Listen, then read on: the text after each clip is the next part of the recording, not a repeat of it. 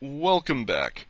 So, today we are going to take a first look at the first uh, motorized infantry regiment of the 1st Tank Division.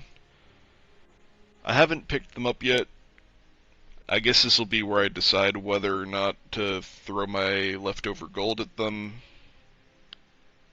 They do look interesting, though. So, per their description, the division was formed in Manchukuo in 1942. And in the spring of 1944, they took part in the Battle of Saipan, Guam, and then Operation Ichigo. In March of 1945, they were transferred to Japan to prepare to defend the islands against a possible Allied invasion. So, based off of what we see right here, they come with a radio operator, an AT gunner 2, APC driver, 2 assaulter 2s, and a machine gunner. This looks very, very similar to what we got with the Germans and the Soviets. So far, those two squads have proved to be bangers. I expect this one will be the same, but that also means you'll be able to swap the radio operator and add in an extra machine gunner, or swap the AT soldier out. Now, looking at the Type 1 Ho-Ha, this is an APC with 8 mils on the front and sides, 6 on the back, 3 on the bottom, 3 on the top, and you're getting, and this is the interesting part here, you're getting 3 machine guns, 1 on each of the 2 sides and 1 on the front.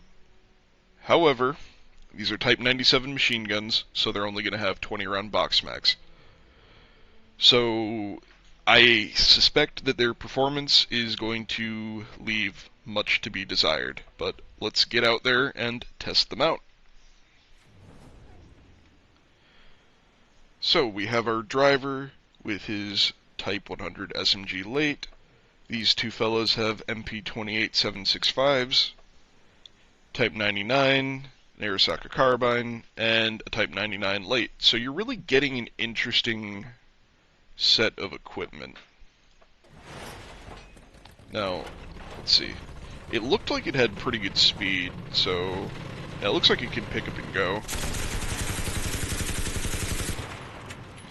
And you can see right there about how long the belt lasts. Now that means you're probably never going to overheat, so you might actually be able to use this one as a bit of a pillbox, unlike the German one that overheats at the drop of a hat. Although, you're not going to have the penetration of the Soviet one. So there is that. Now let's see, if we switch seats, we're still driving. We drive it from here. No, we cannot. Now, that's the other thing I'm curious about. If we hit... So I'm curious how we actually use the machine gun. I mean, it listed having them on the side, so I don't know.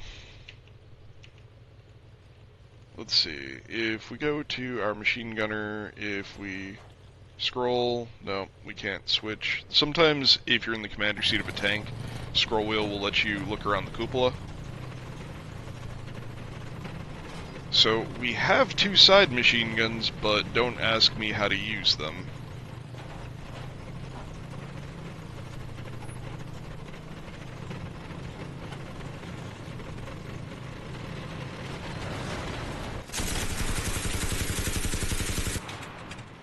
It does seem relatively mobile, although I'm curious how it handles obstacles and rougher terrain.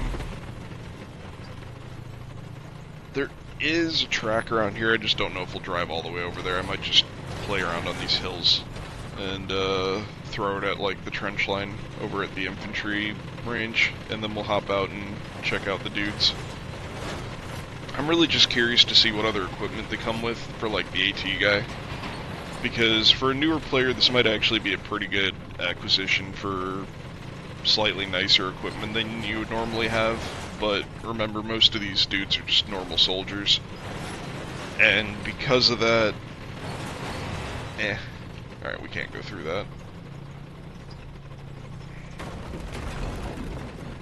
let's see. Can we go up this? Ooh, we can. Alright, well this already has promise. It can actually handle trench lines somewhat. Alright, so, let's see. Do you have another weapon? You do not.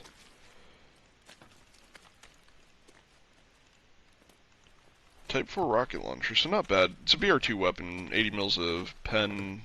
It should be enough to deal with most threats that you're going to run into, though. And it's got a pretty quick reload. So, he gets a toolkit, gotta swap that. He also gets a pistol, which is kind of nice. AP mine, AP mine. This useless thing. I really want these to be good, but they're not. That's all they're good for. And a Type 99 late. Too bad it's not an early. But it is what it is. All in all, looks to be a pretty neat squad. I'm curious what's going on with the side machine guns. I mean, they're listed in the description for the announcement, but here it only lists one, so...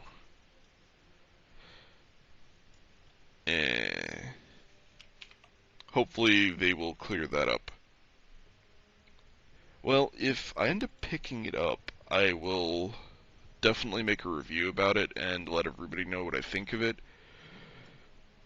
My initial take is that it's going to be pretty much the same as every other APC. I'm just not sure that it's as necessary as they are, given the terrain in the Pacific. I think the truck does what this wants to do just fine, and I don't know how much you're going to gain. The main benefit to, let's say the Soviet one, this one, the main benefit over the truck is the composition of your squad. Being able to run 2 assaulters, 2 machine gunners, have more or less a knockoff assaulter as the driver, and then have the AT soldier. You can make pretty good lineups, plus I had fun with these guys. I gave these guys RD-44s, I gave this guy a Gorov LMG, and I gave these guys lads, so they're kind of all like machine gunners, even though they're not really machine gunners. I just thought it would be fun to do. Well, we'll see. Let me know. What are you looking most forward to? The Type 1 Ho-Ha, or the as of yet to be announced but hinted at Bren carrier for the US? And give me your predictions down below. Is it going to be a premium that they suddenly drop? I don't think it's going to be, because if they were going to do that, I think it would have come out today with this one. Or is it going to be in the next event? As per usual, get out there, kick ass, take names, and win your games.